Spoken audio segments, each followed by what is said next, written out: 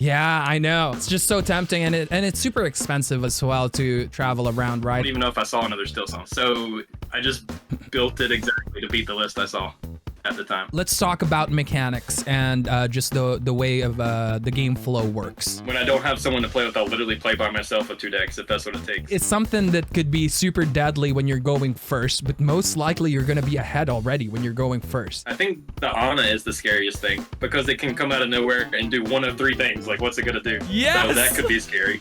I like that answer because I've been trying to tell people that this card is so flexible and that flexibility can go a long way. How's it going, everyone? My name is Earlmeister, and this is the Loremeisters podcast.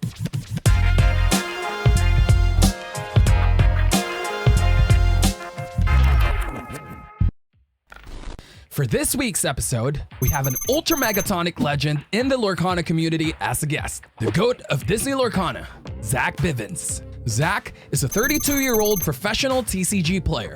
He played games such as Pokemon, Yu-Gi-Oh, and VS System as a kid. VS System is a Marvel vs. DC game. This was his introduction to major TCG tournaments and was able to make a few top 8s on the Pro Tour as a 12-year-old kid. When Zach was a teenager, he traveled the world playing Pokemon and was routinely ranked in the top 10 in the world and wrote strategy articles for 6prizes.com. He also picked up Digimon a few sets after release and made top 4s and top 8s at regionals, but dropped the game to go all in on Disney Lorcana when it came out. Here are some of Zach's achievements in Disney Lorcana. 12 times top 8 or better in 1K to 8K tournaments before Disney Lorcana Challenge has started.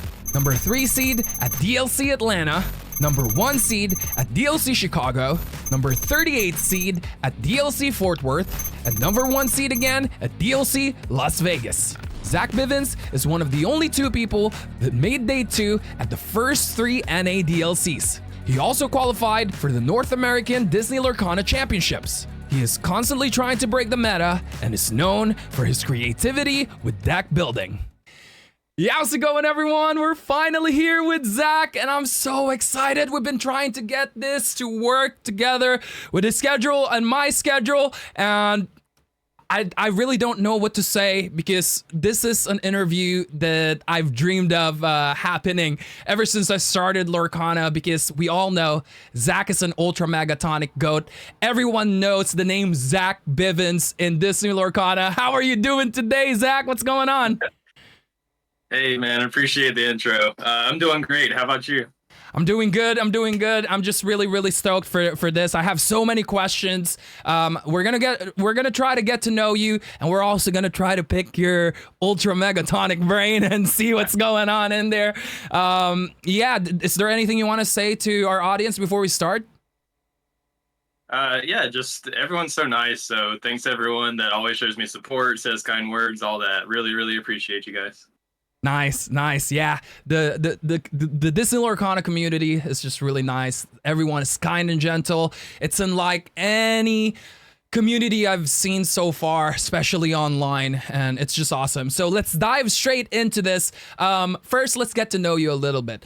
Do you play a lot in your LGSs around you at all? So I've actually only been to League a handful of times. I wish I could play more. I just really don't have the time. So yeah, not too regular there. Do you collect at all? Like in terms of like Disney Lorcana, like every month or every 3 months we get a new set, right? Are you a type of person that sets a budget? All right, this is how many packs I'm gonna open, or are you just like, I'm gonna win them all anyways. I'm gonna get the packs, so I'll just wait for that and get singles for now. I mainly just buy singles. I do collect some, like I've got a PSA 10 Enchanted Elsa here, so that's pretty cool. Nice. I've got a handful of Enchanteds and stuff like that. It's mainly other TCGs I collect though. Okay. You froze a little. Can you hear me? Old school Yu-Gi-Oh is my thing, so I love collecting that. So yeah, I can hear you. It Nice. froze for a little bit, I guess. You froze a little bit. So you collect Yu-Gi-Oh. You said. Do you collect Pokemon stuff as well? I know you're big in Pokemon. Do you collect some of that too? Yeah. got some of everything back here. So we've Nice. got some cool Pokemon stuff. So yeah, I pretty much collect any TCG. Nice. Well, in terms of like the stuff that you win, I know this sounds a bit personal, and you don't have to answer this. The things that you usually win, like especially in DLC, are those things that you try to collect at all, or is that what's paying for these strips and things like that? For the most part, yeah, it's paying. I do have. What do I have? I've got a Cinderella still because it's just so beautiful. Yeah, But everything else I've sold. So that's true. yeah, they're just it's crazy how much money they're worth. So Yeah, I know. It's just so tempting, and it's super expensive as well to travel around, right? And we don't have a price money for these events, which is totally fine. But these cards are it can pay for a trip or two, maybe more, if yeah. you win it. So I'm guessing as well, if you win the worlds, how long do you think you would keep the Mickey for? Oh gosh, the one of one golden world champion Mickey. I think that thing's gone pretty fast, unfortunately. Yeah. I think that card is definitely gonna hit 6 digits at least. Like, what do you think? Oh yeah, for sure. Hey, somebody trade me a house for it, and it's yours. That's what I'm thinking. That's funny. All right, I know that our audience right now are waiting for like, okay, Earl, let's get all these fun stuff out of the way because we know exactly what the audience wants to know, which is the ultra megatonic way of thinking of a goat like you. So let's dive straight into this. The first thing I want to know is the process of deck making. How does Zach Bivens starts the deck making? Because you are known for your ultra megatonic creations, right? You don't go to an event usually with what do you call this? With what everyone expects everyone to run. And I'm pretty sure you try to read the meta and all that. What's going on Zach's brain when this is happening? So I'm spending way too much time on it. First of all, I'm always analyzing the meta, thinking about the decks and deck lists that I expected. Like, how can I attack those? Like, attack the common play lines, what they're weak to. So, like, if you take my Atlanta deck, for example, I played Pascal's and Jiminy Crickets because Ruby Amethyst didn't have good early game evasive answers. So I had a turn 1 and turn 2 spellbook against them. And everyone knows that can win the mirror match. So I had that for that. I had Cannons and Smash to beat Stillsong, beat their 1 cost before it shifts, beat their aerials before they sing. Smash was also perfect for the Emerald Still because it killed Ursula before it sang, and it wasn't a song, so that Ursula couldn't rip it from the hand. Yeah. I could easily go into Ruby Sapphire, so I'm just tuning my decks to attack whatever weakness they have. Like, I had every aspect of that deck tuned to beat that exact meta. So yeah, just attacking the decks where I can and trying to make it all come together. Nice. Yeah, I like that a lot. The way you analyze things and you don't just give in into like, okay, this is what the data is telling me right now online. This is what's winning. Let's run this. I love how you dive deep into it. I kind of do the same thing, but not up to that level where I would spend that much time to it. Probably not even close to how much time you spend into knowing these, but it's just really cool to have someone like you that does these things to, you know, counter the meta and not be afraid of running what do you call this, meta decks in general that everyone is running. There's one deck that you brought before, which is something that I found so interesting, and I'm talking about the bulk deck. The purple steel bulk deck from months ago. Okay. Was that just because Hercules was there, that's why you did it? Or is this the same thing that you just mentioned to us? No, it was the same thing.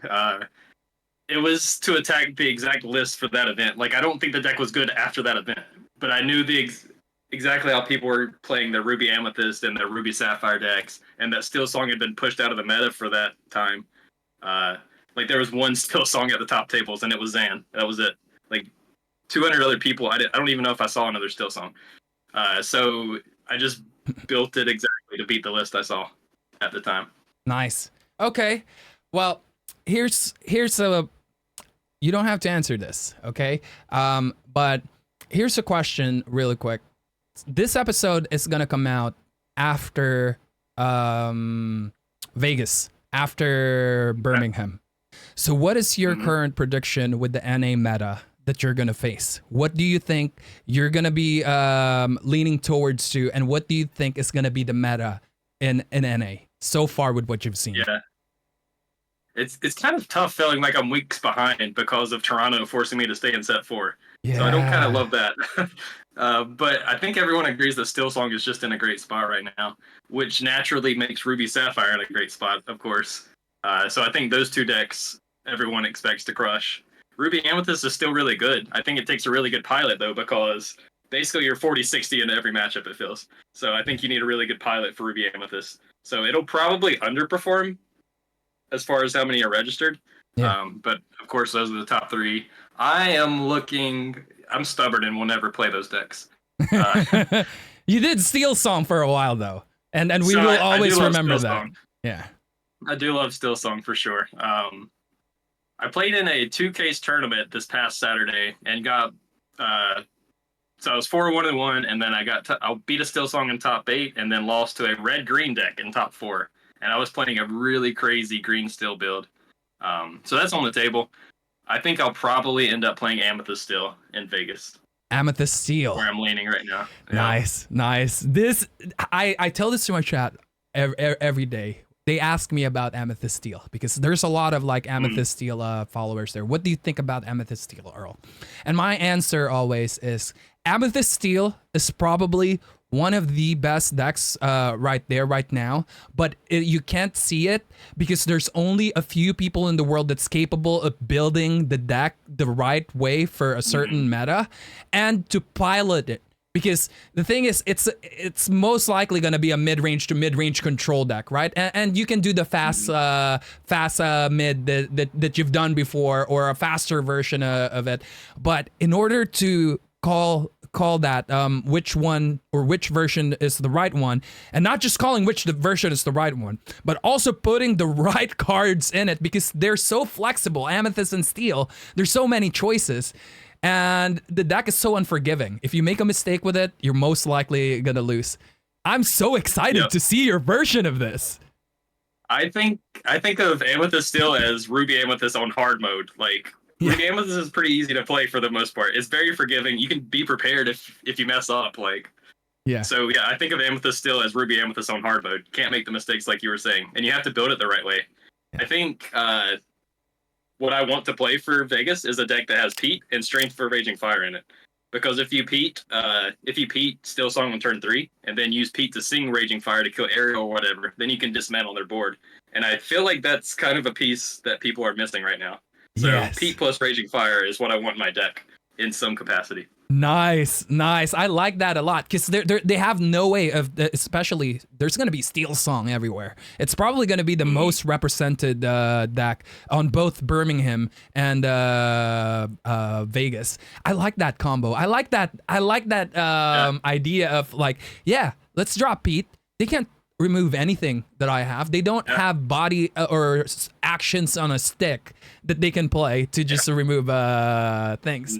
I like that. I'm so excited. I'm so excited to see. And I know you're keeping this as a secret, so I'm not gonna ponder on it that much. But I wanna ask you something really quick about Zach Bivens in general.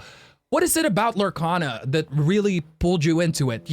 We saw on the intro you played a few card games, especially Pokemon, right?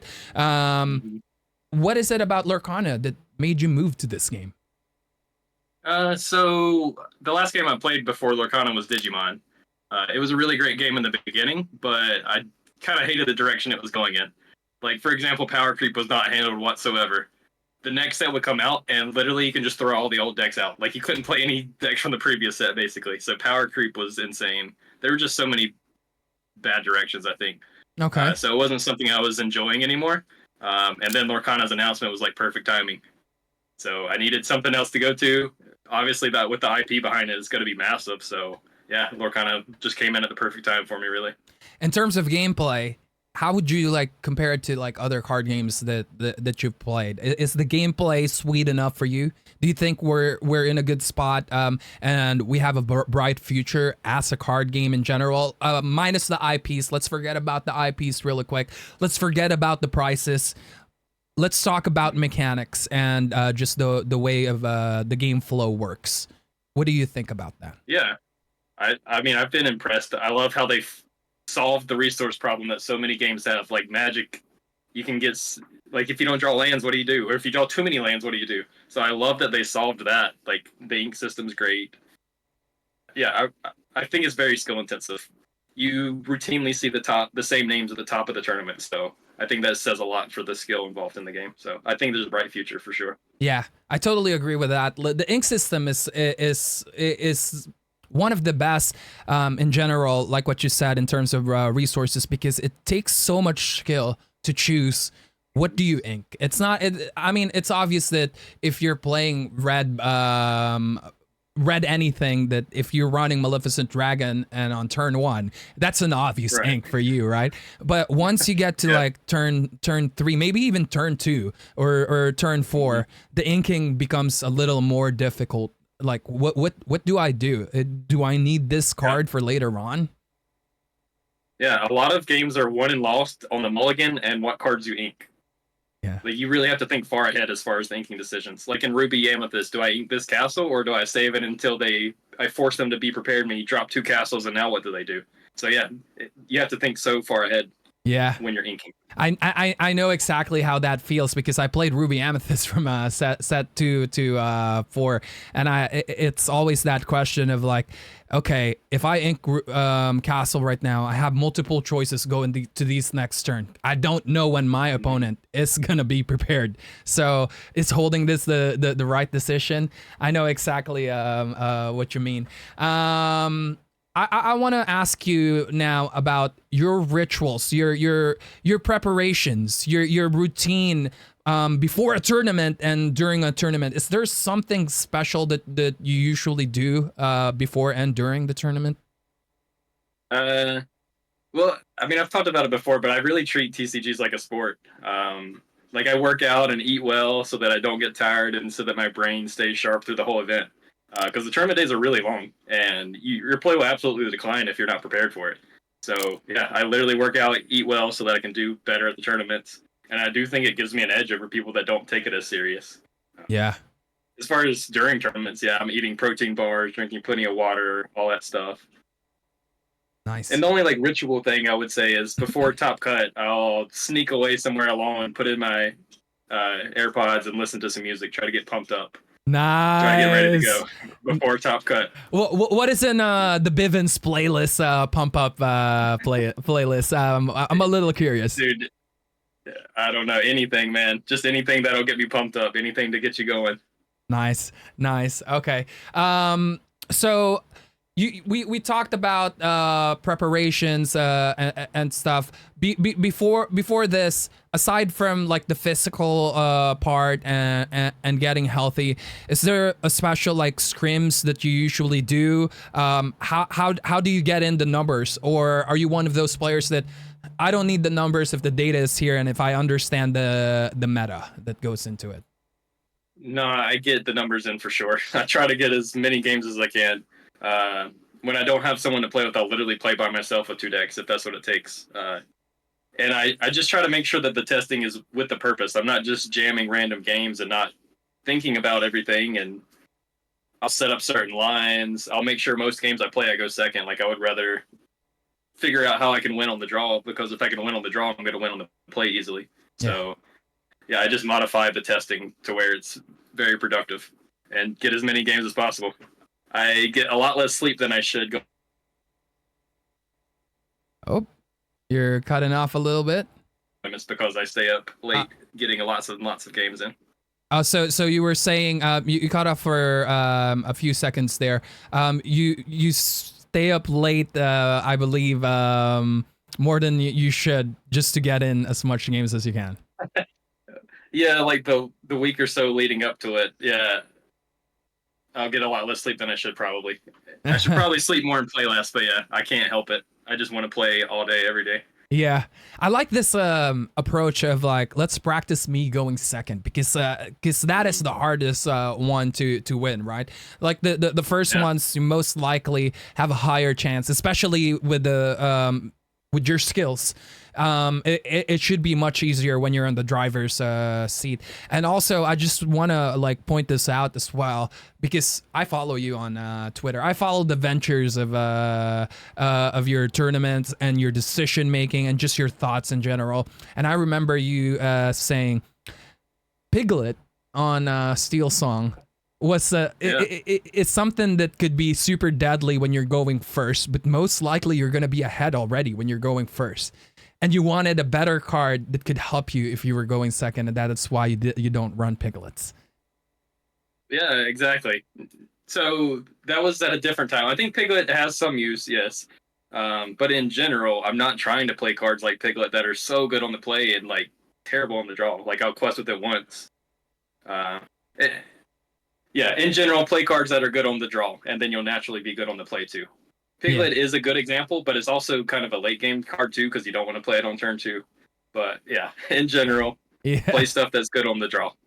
Yeah, I also want to mention to our audience who didn't know, when Steel Song was struggling last set, you were one of the people who brought Steel Song back to the light, and your decision of adding the Pride Lands was a very ultra megatonic way of playing, and the way you explained it as well, attacking from multiple different directions, attack through the items, attack through the locations, attack with the bodies. How did you figure that one out? Like, how did you get to that? So yeah, literally everyone had given up on Steel Song. It would have been hard to find a top player that would have said, yeah, Steel Song is a good play for Chicago. But in my testing, like, nothing was feeling good, and Steel Song was beating literally everything except Ruby Sapphire. So I just said, what can I do to, like, I feel fine sacrificing percentages into every other matchup. What can I do to beat Ruby Sapphire? Yeah. And I found that they were being really greedy at the start of set 4. Like, they had taken out their Queen of Hearts, they had taken out Scar, so I could get them with locations early on. If I could get extra lore out of Pride Lands early on, and they couldn't do anything about it. So I was attacking how they were building their decks at that time.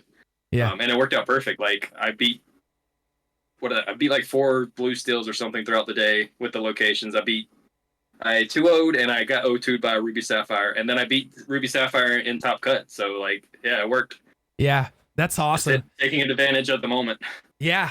I like that a lot. I like that approach a lot. A lot of the players easily would give up on things like that, because like they don't want to take the time. It's like blue steel player right now. It's like a very common trend that everyone is crying about blue steels. Everyone is giving it up, and I honestly think that it's, the way I look at it, it's almost impossible that blue steel is really in that bad spot with all the tools that they have. I don't believe it. I don't think that they're putting enough work. Blue steel players, if you can hear this, what do you think about blue steel? Do you agree that there's enough there to like work with to make it at least 50-50 with everyone? There is, there's so many good cards within those 2 ink combinations. You're right. It's kind of hard because, like, Steel Song has Daisy Duck. I know not all are playing it, but that's a really hard card for you to deal with. Ruby Sapphire just keeps getting more tools, so it is kind of in a hard spot right now. I haven't looked much into it, but surely there's something there. Yeah. I want to ask you about set 5 cards really quick. I know you were behind set 5, and I really hope that they don't do this next year, by the way. Let's not have a DLC or a tournament where you just release a set and you're telling 2,000 players, sometimes 4,000 plus, because of like, if it happens in NA and EU at the same time, then you have all these players that's just like, okay, well, we can't play the new set, and we really want to. This kind of sucks. Everyone in the side event is having fun right now. With set 5 cards, let's start with Purple Steel, because that's what we talked about. What set 5 cards did make it to your list or has potential of making it, except for Pete? Let me go look just to make sure. I know Pete is like the whole reason to play the deck for me. Like I said, that Pete plus strength combo I think is really, really good. I have a one. Currently, I have one of the Elsa Fifth Spirit. One? Just one? Yeah, just one currently. Maybe more, maybe less. We'll see. And I'm considering the one cost Mickey Mouse. It's a 1/2 resist one, so basically a 1/3. Yeah. I'm considering that one for the Still Song matchup. Just so you have something that lives turn one, or you just need something to live on turn one or turn two, so that you can play Pete and then play another character. Now you have 3 on the board, so you can strength. Yeah. So Mickey Mouse is consideration, and that's literally the only set 5 cards I'm seeing right now.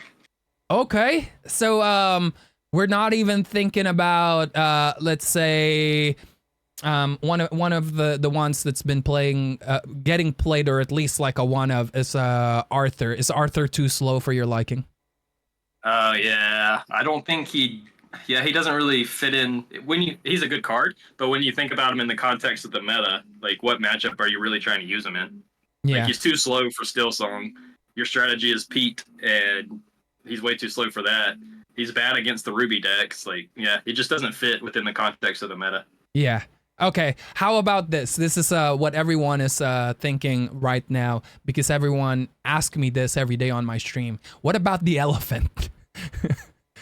I feel like it's too slow. It's a solid card. Yeah, that's the problem. If you drop some of the stats and make it a 3 cost, sure. Yeah, it's a good body into Still Song, but it's too slow. So yeah, it's a possibility to have more bounce for your Petes and such, but yeah, it's just so slow. Yeah, and it thins your board as well. Everyone is going wide, and then you're thinning out your board.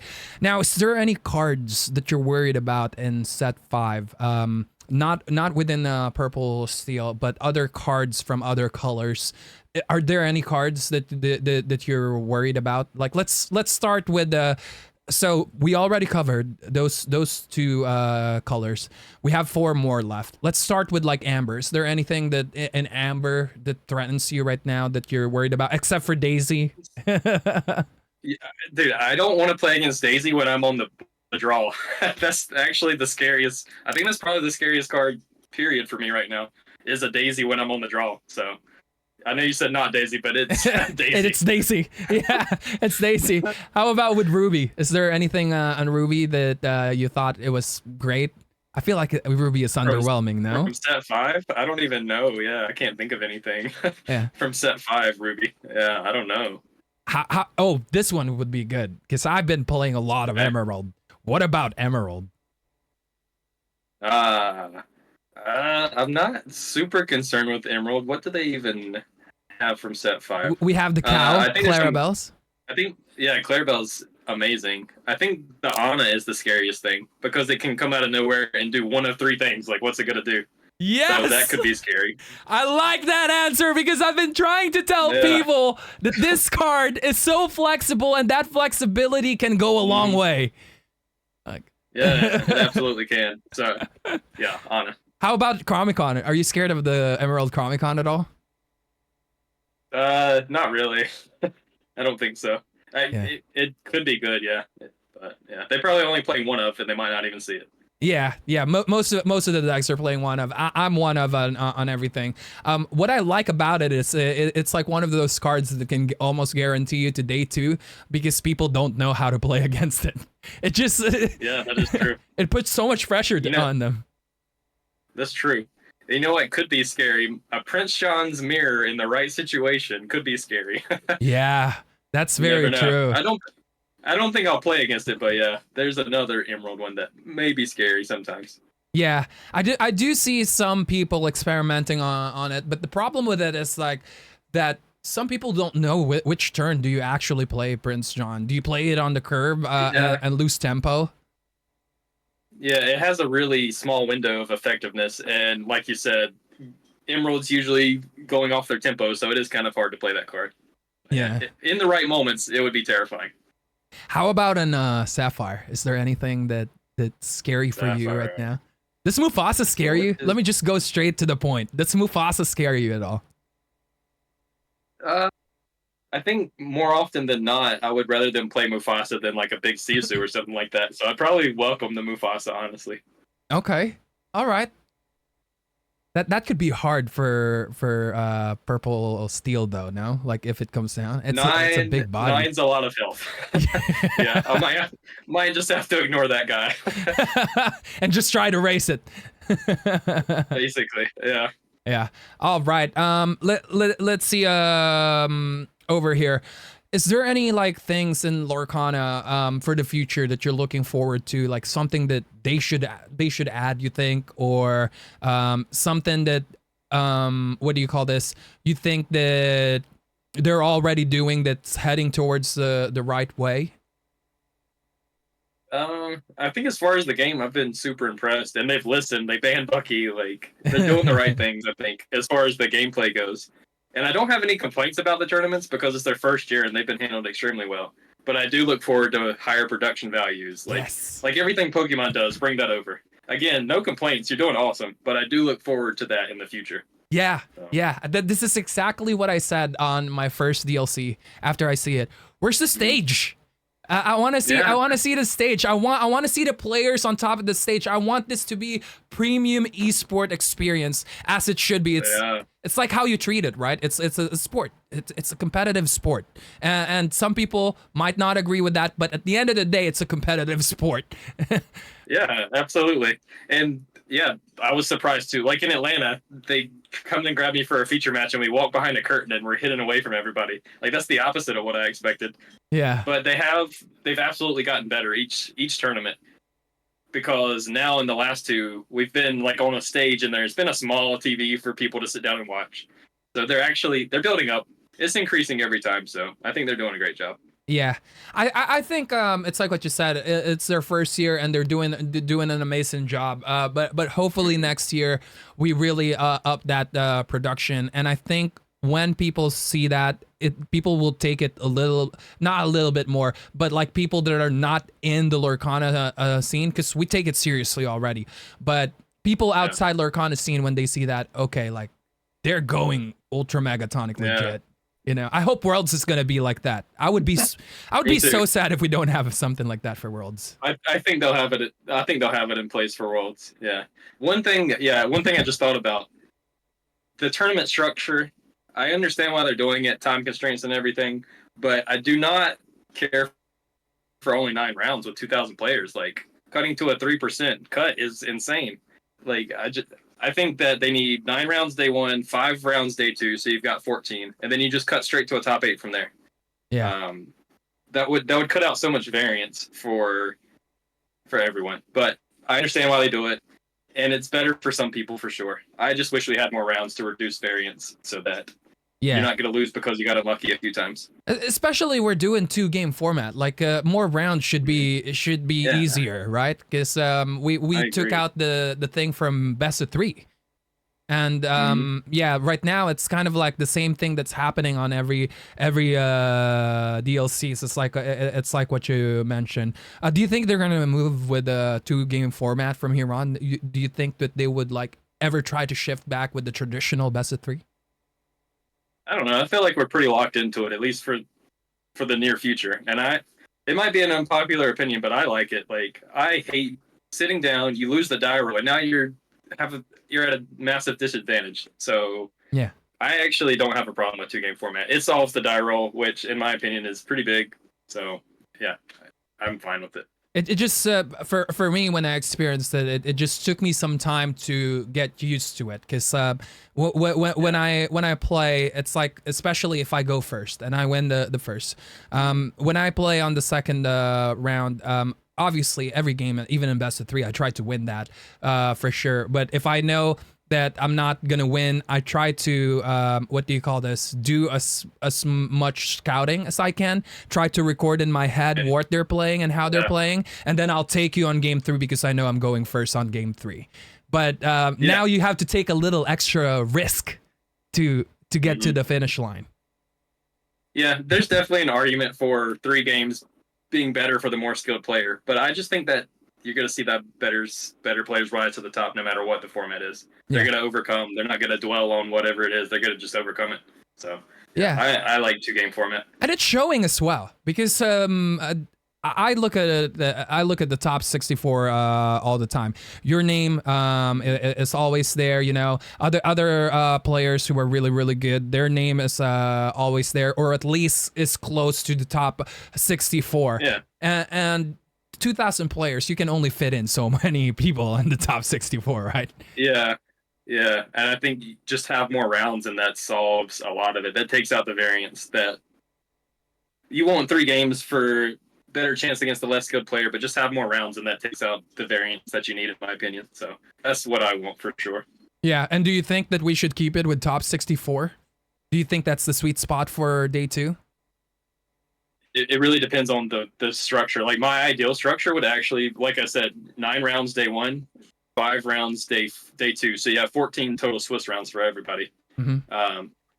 If you're in the running, if by the end of 9 rounds you have like 2 wins, you don't play day 2. But anyone that could theoretically still make top 8 or top 16, whatever you cut to, plays in day 2, those extra 5 Swiss rounds. So I want 9 rounds day 1, 5 or whatever it should be day 2, and then you can cut to a top 8 or top 16 at that point after you've played more rounds. Okay. So it really depends on your structure. Yeah, yeah, and you can still like give away the prices the way you're giving it now too. It's not like it's gonna change. Yeah. Yeah, for sure. All right, are you ready for Continentals? Because you already have the invite. Yeah, so. man. I'm excited. So excited. Yeah. I'm glad we finally have information, because we were just left in the dark for so long. Yeah, yeah, and I'm sure. Yeah, I never expected them to pay for any of the thing Nah, as well. no way. If I get the invite, either way, I'm going there. Like that's the very first Continental of Lorcana history, and I want to be a part of that. You know? I know. Yeah. Yeah. Are you gonna go to the LCQ if you don't get the invite? If I don't get the invite, I'm gonna be honest with you. I sent my resume about a week and a half ago. I want to be a caster. I have a baby, man. Like I want to spend time with the baby, you know, and I don't want to think about competition anymore. That's just me, though. I know you have a kid as well, and that's got to be tough too, you know, doing all that. But yeah, that's what I want to do. I want to be like stress free and focus more on creating content, which is what I really excel at, is entertaining people. But yeah, I would love to go there. I think I have the energy, and I'm competitive as well. I don't know if you ever like check my stuff that's going on. You know, I join a lot of tournaments, whatever I can find that is within UK at the very least. You know, and online I do my competition as well and that stuff. But yeah, hopefully I get the spot. Well, that's exactly what I was gonna say. You have the energy, and you know the cards, and that's what it takes. Like, that's the perfect person for casting. If you have that energy and you have that knowledge. So tournament center, get this man in there in the casting role. You heard it from the goat. You heard it from the goat. All right. We talked a lot of this serious stuff, and we might go back to it a little bit more, because I want to get in touch with set 6 and what some exciting things that we should expect, or what we want to see. But I do this with everyone, and I hope you don't mind. I'm a playful man, you know. I like playing games, and I like to do it with my audience as well. And we're gonna get into some fun segments here, if you don't mind, of course. Yeah. The first one is called Ban the Card segment. Also, I want to correct you. Okay. Bucky was not banned. Errata. You got me there. You got me. I'm just kidding. So this one is called Ban the Card segment.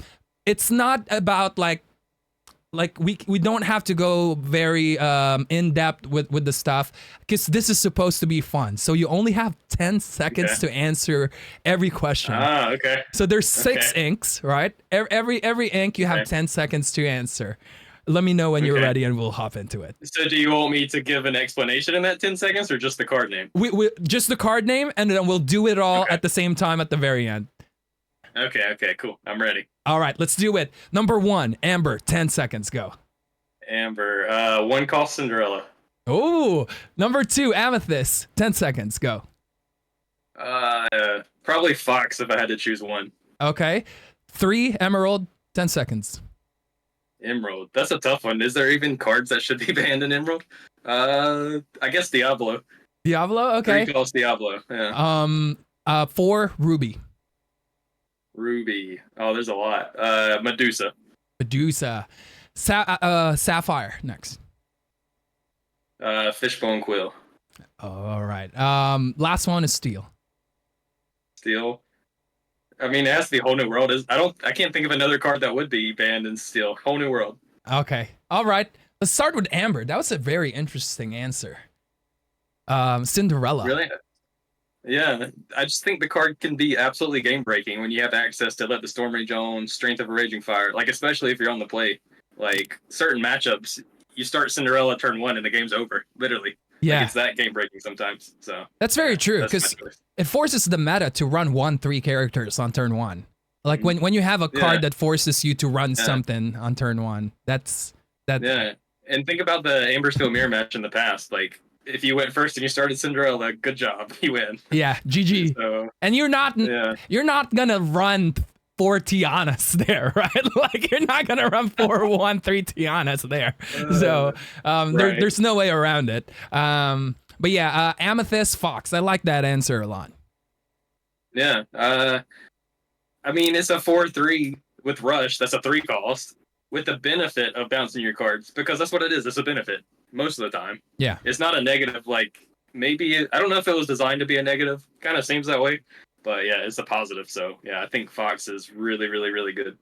Yeah, I think the only negative thing about the Fox is depending on the pilot itself. I see a lot of people are bouncing stuff there when it's unnecessary to bounce, just to have a Fox out and just to attack. And then, like, a great example would be like someone has a crab. Someone has a Fox. They have a 1 cost body and a 2 cost body. They would bounce something and attack with the Fox instead of just buffing something with the crab, right? And then attack with that. At least you have a 3/3 body, and you still have the element of surprise in your hand. So I feel like some people are like thinning their board too much, and they end up with a 4/2 Fox that's so easy to remove, and then the other character gets removed as well. But yeah, it really depends on the situation, right? It's very dependent on that. Emerald, Diablo. Yeah, I don't think Diablo needs to be banned anymore. With Bucky, it was insane. Yeah. But it kind of falls in the same category as like Sad Beast, where if it goes unanswered, yeah, you might just win the game off that. But there's just so many common meta threats that do answer it, and you get punished when they do answer it. So I think it's pretty balanced. It's an insane card when it goes unchecked, but yeah. Yeah. You ever had you haven't, I'm guessing you haven't played green, but when you have a green mirror, opponent has exerted Diablo and you have Clarabelle. Have you ever seen that interaction before? I haven't. So you would draw the cards from the Clarabelle and then you also get one? Yeah, and then Diablo will draw from that. They have 10 million cards in their hand.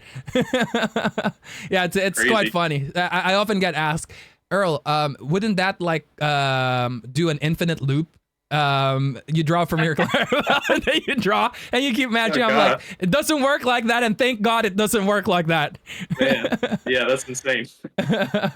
Yeah. So the next one, Ruby. Who did we choose for Ruby? So I went with Medusa. I think an easy answer would be prepared, but I actually kind of think a card like Be Prepared might be important for the balance and health of the game. You just have to learn to play around it and such. And Medusa limits your deck building space. Like, I don't think there's any card that makes more cards unplayable than Medusa does. It's so hard to play a high cost card with 3 strength or less, because if you do, you're just gonna lose to a Medusa. Yeah, so Medusa, exactly. She needs to go. Get Medusa out of here. Errata her. Errata her. I like that. Yeah.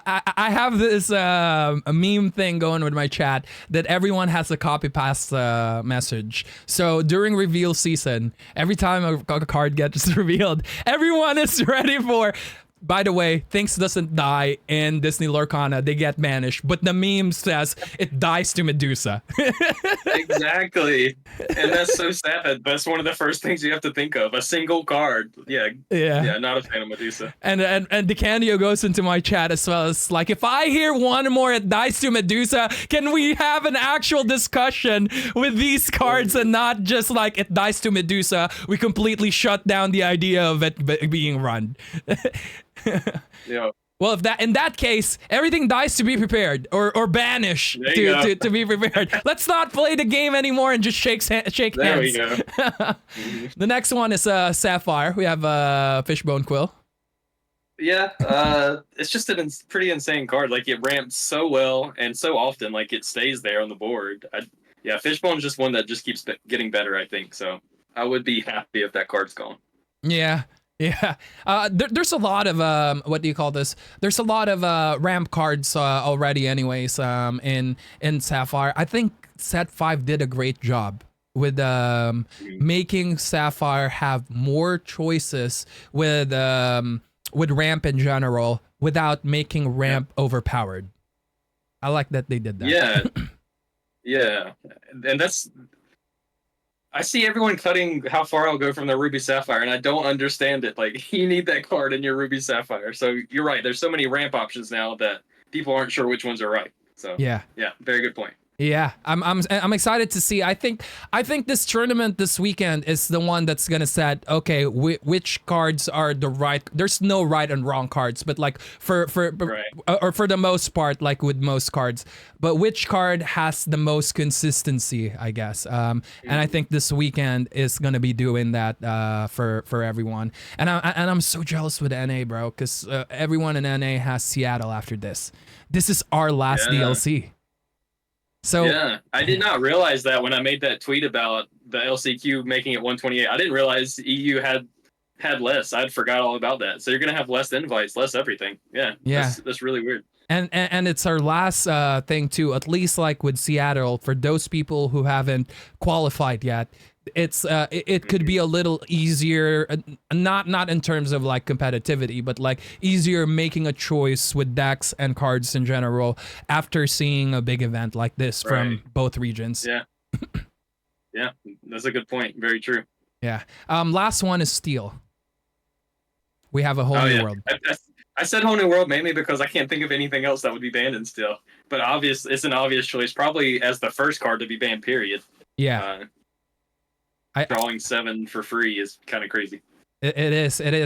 But I think it's one of those things as well that makes some of these like decks come to life. It's one of those things. I agree. I think we need it. Like, if you didn't have that in sets 1 through 3, what are you playing? Ruby Amethyst for 9 rounds straight? Like, yeah, you need it to make so that you have other decks that are good. Then we need it in the game, but it is absolutely crazy. Yeah. But and also it has some drawbacks too, right? Like, you do not want to like a whole new world against red blue if you can. A whole new world. Right. Like, now they have so many cards to ink more and possibly find be prepared like to wipe your board. But thank God that's another reason why. That's another reason why Fishbone Quill should be banned. Like, Fishbone Quill alone kind of counters whole new world decks. Because you're not discarding your cards anymore. You're putting them into your ink, and now they're giving you 7 new ones. And it's unconditional, because you can put uninkable cards down. Yeah. Yeah, definitely. All right. I'm ready to go to our next segment. This one is a little more personal to our guest for tonight. This is your favorite card segment. I have 5 questions for this, and you have 10 to 15 seconds to answer it. And the first one will be, what is your favorite character to play in Disney Lorcana? To play? I like playing Rabbit. I feel great anytime I'm playing a deck with Rabbit in it, because it's just good, consistent card draw. I don't have to worry about, did my aerial whiff and not get whole new world. I just love the consistency Rabbit gives me. Yeah. It's a guaranteed value. It's a guaranteed +1. And with the bounce package as well, so much value that you can get from it. Yeah. The next one is your favorite character art, not including Enchanted. Not Enchanted. Okay, set 1, 3 calls for Fiki. I just love the way it looks. It's so sweet. from set one? Yeah, the 3-cost rush one, the uninkable. I love the way that looks. Okay. To be fair, I like all the Rafiki cards that they did. Even the one cost looks good. By the way, I know, yeah, for sure. Did you know that the one cost card has another keyword to it? It's not just plus the calendar. Yeah. Yeah. Yeah, but barely. I don't know. They might pull it off now because of Bonsai, but before I don't think that's ever triggered. So I was playing the other day. By the other day I mean like a couple of weeks ago. I just found that out. I thought it was a quote there the whole time because they're like, Earl, your Rafiki doesn't get banished by Bonsai. And I tried to take out a Bonsai with it. They exerted, and I'm like, what do you mean? Like I attacked it. And I'm like, like sometimes I feel like chat is trolling me, you know. But they're like, read the card. Oh crap! That same thing happens. That same thing happens to me all the time. The big 7-cost Ursula that has 2 effects that says they can't exert to sing songs. Yeah. I didn't know it said you could. I didn't know it said you could exert your opponent's character too. I played an entire set championships and didn't know it had that second effect. I know what you mean. This is actually the set that I realized that as well because I cooked the Emerald Amethyst deck, and when I had it, I'm like, that's actually really strong. I know, it made it so much better. I'm like, wow, that I might have won that set championship instead of losing in the top 4 or whatever. That's funny. That's funny. The third question is, what is your favorite enchanted card in Disney Lorcana? Favorite enchanted? I have it right here, actually. Hey. My boy Hercules. Yes, let's go. Everyone knows that you love Hercules. That's actually the very first enchanted that I pulled as well. Oh, nice. Yeah, love it. It broke my heart. And I actually played it in a deck to win a tournament, so I was happy about that. Probably never will again, but he was in there. I do remember that. I mean, you'll never know, right? Like if we get more Hercules bodies for ship target, you know, and maybe there are ways to keep Hercules alive, you know, in a world where there's what do you call this? Somehow Hercules gets more ward or easy way to give more willpower. That could be a very deadly card. That card is crazy scary when it goes down. Ironically, I think the card that killed it was Along Came Zeus, because every deck almost is playing that, and it kills it. So it used to be, it was so good because of how sturdy it was, but now you can just zap it with Zeus. So ironically, Zeus killed Hercules. Yeah, it makes sense. I mean, Zeus is just stronger than Hercules, so it makes a lot of sense. I do like that enchanted as well, and then Along Came Zeus is a pretty cool enchanted. Next one is your favorite song card. Whether it's your favorite song, or maybe it's just the art, or maybe it's the effect. You just like playing it. That's a tough one, song. I don't even know. I guess Friends on the Other Side, because it's Pot of Greed, and Pot of Greed is insane. I do agree. Yeah, Friends on the Other Side, or should I say Freud im Schattenreich. I learned that because there's a lot of language cards here in EU. Yeah. Okay. When I went to Italy, someone played a Tamatoa against me, and it said, instead of so shiny on the little subtext or whatever, it says bling bling. I thought that was the coolest thing. Yeah, it's funny. It's like some cards like what do you call this? Big Ben is what they call the Cogsworth, or Super Dingo. What is that? Goofy. It's called Super Dingo. Nice. Didn't know that. I saw a Lucky Dime too, and instead of Lucky Dime, it was Numero Uno. Oh, is that what it's really called in Spanish or whatever language it is? I assume it was Spanish. Yeah, it said Numero Uno, so that was pretty sick. Yeah, that's really cool. Last one is favorite item card, whether it's the art or the backstory, or it's what you would like playing. Let's just throw it back to set one with some Lantern, because I loved playing. That was the only deck I played in set one with Still Song, so Lantern. Yeah. Are you happy to see what DeCandio did on CCS with bringing back I was definitely Lantern? surprised. It makes so much sense with Naveen. Turn 3 Naveen is nuts, so yeah. Yeah. I don't know if it's the optimal way to play it, but it's definitely a good way to play it, for sure. Yeah, that's just really, really scary. And I know he loves this Lantern. He told me before, Earl, I'm going to play Lantern. And I'm like, He's he's probably memeing. But then the results came, and I'm like, okay, all right, yeah. So that's gonna be the end of our segments. Now I want to talk about like some set 6 stuff. You played a lot of card games before? Is there any mechanics in those card games that's not in this new Lorcana yet that you would like to see come there? I don't know if I want it this early, but I'm sure everyone expects this. But like 2-color cards, like there's gonna be an amber. It's gonna be like cut down the middle. One side will be yellow, one will be steel. However they do it. But yeah, 2-color cards will be cool at some point. What do you think would be the?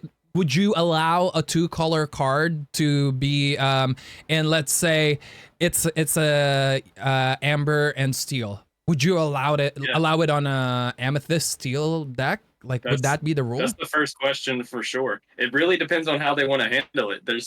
If you print it with those 2 colors on it, then you need it in that one deck maybe. But they could also just say as long as you meet one of the colors. Yeah, it's a good question, and I think it could go either way for sure. All right. And you could also print like colorless cards. I don't know if they will, but yeah, like a white card that you can use in any color. So I think they're gonna open up the inks at some point to that. I hope they don't do that with steel. Steel becoming colorless is so scary. Purple becoming colorless is scary with all the card draw. So, yeah. I mean, like, just imagine. I was talking about this on my stream the other day. Once red steel gets card draw that is reliant, that's gonna be one of the scariest color combination in Disney Lorcana. That is true. If they had a rabbit, they'd be good to go. Yeah, even just one reliable draw, right? Yeah. But what I want them not to do is just bring in some crazy mechanics too fast, because that's what happened with Digimon. You have this normal game, it's awesome, you're playing it, and then all of a sudden this absolutely broken stuff comes in and just completely changes the game. So I just want them to be slow and methodical when bringing in new mechanics. Yeah. That's definitely the way to go. So being slow and methodical, if it's not the color combination, like an actual keyword to the card, what one mechanic you've seen in other card games that you think you would want to see next set? That's tough. Honestly, I don't even know. I don't even know. It's really tough. We have this talk about like you know how like there are poison or venom or that touch in some other games. Do you think that would be a good idea for Lorcana? I think it could if you use it in the right way. Yeah, it could be for sure. That sounds pretty scary to me. It sounds pretty scary. It'd be interesting. Yeah. Now I'm not going to struggle against that 4/9 Mufasa with my amethyst steel. I'm gonna run my 1/1 into it with Death Touch. That's very true. That's very true. And this is one of the reasons why I'm so happy today, because I feel like I got confirmation from an Ultra Megatonic player who finally agrees that Anna is a flexible card, because that can easily bring down that Mufasa as well. Yeah, you don't know what's gonna come from it. Yeah, the flexibility is the scary part. Yeah.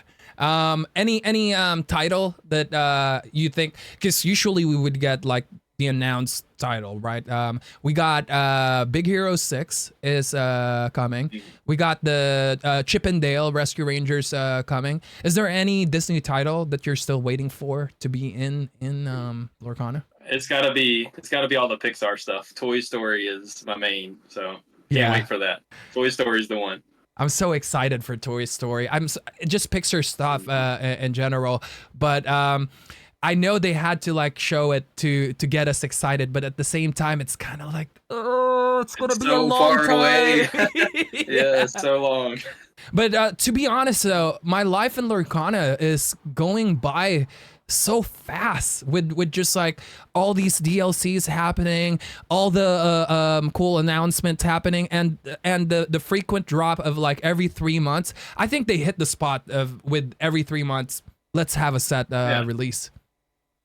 Yeah, every 3 months is perfect, and you can sprinkle in some specialty stuff here and there. You do not want to be Magic where you're releasing a set or even more per month. Yeah, people need time to enjoy the cards. So I exactly. totally agree. They hit the right cadence on the every 3 months. That's one of the reasons why after I played the Legends of Runeterra, I didn't even consider Magic. I mean, I tried it for like a few weeks, but I'm like, there's just so many cards, and the amount of cards that's coming in and out is just overwhelming. Yeah, I actually have not played Magic. I've played like a handful of games here and there, but I can't even imagine trying to get into Magic. As much as I know about card games, I'm not trying to learn 30 years of sets, and they're releasing them every month. How do you do that? Yeah, exactly. There's one event that they mentioned. We're getting close to time, but I wanted to ask you this. There is the casual friendly event, Lorcana Quest, I believe it's what it's called. What do you think it's gonna be? Like, what is it? Yeah, like I would imagine, yeah, lots of artist signing, team tournaments, maybe drafts, stuff like that.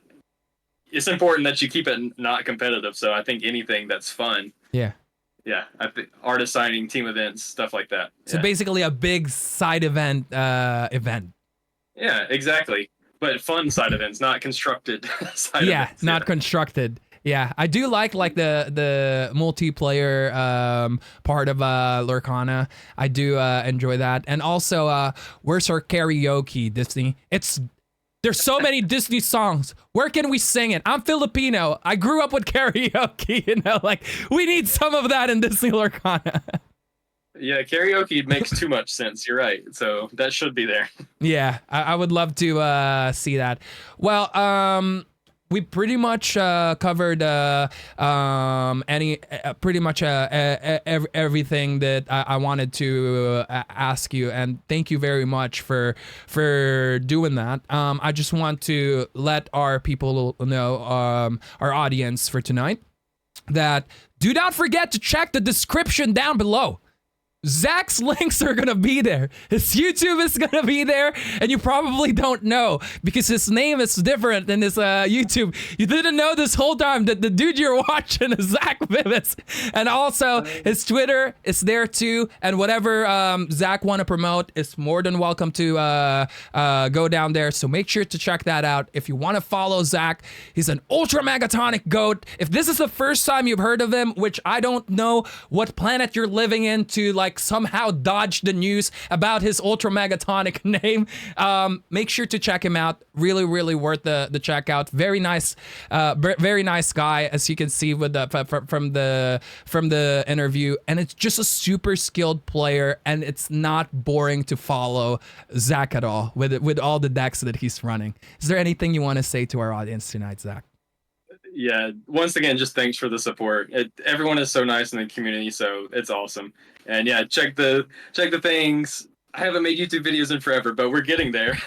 We're working on carving out some time. So yeah, with Lorcana, I just plan on keep going all in. I'm gonna do more coaching, more YouTube videos, every tournament possible. So yeah, just like you said, follow along for the ride. Yeah. Click those links now. One last thing.